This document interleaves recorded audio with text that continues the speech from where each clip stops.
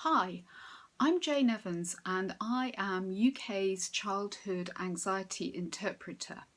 I've been really fortunate to spend the past 25 years working with families in all kinds of situations and also exploring the neuroscience, neurophysiology and neurobiology, so the brain and body science, behind our behaviours and the way that stress and anxiety shows up in our physical body as well as in our emotional and our thinking being.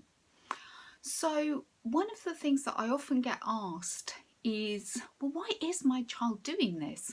I can't think of anything that's happened to them. There's no reason for their behavior, and people who maybe have checked out some of the work that I do will say there's absolutely been no trauma.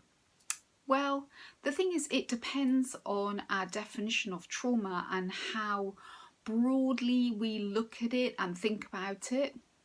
What do I mean? Well, there's a great definition that I use by Heather Forbes, who's an author and an adoptive parent. And she talks about anything that a child finds completely overwhelming.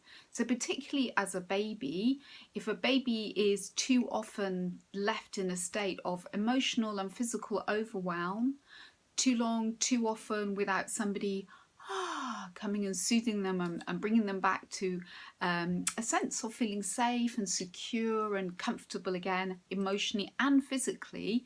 And if that's ongoing in a child's life, then that can cause them a level of trauma because it's not what nature intended. This can come through things as simple as controlled crying.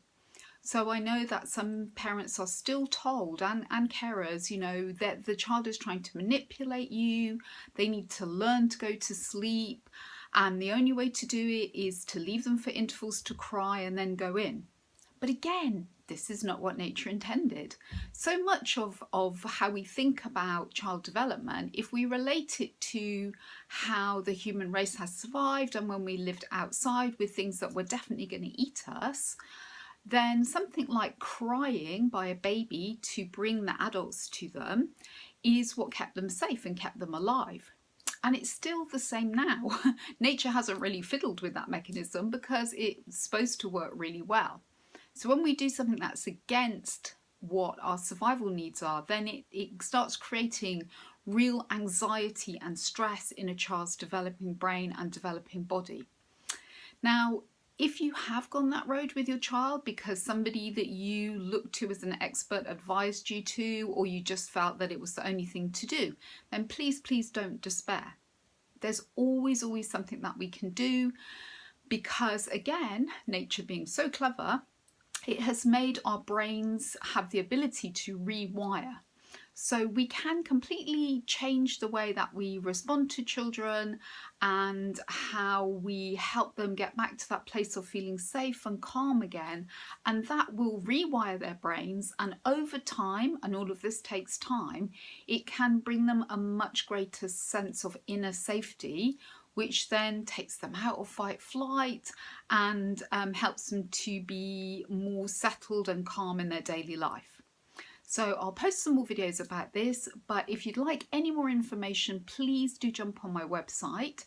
It's allthews.thejaneevans.com, or you can follow me on Twitter at Jane Parenting with a number 2 on the end, or you can check out my Facebook page, Parenting Post Trauma.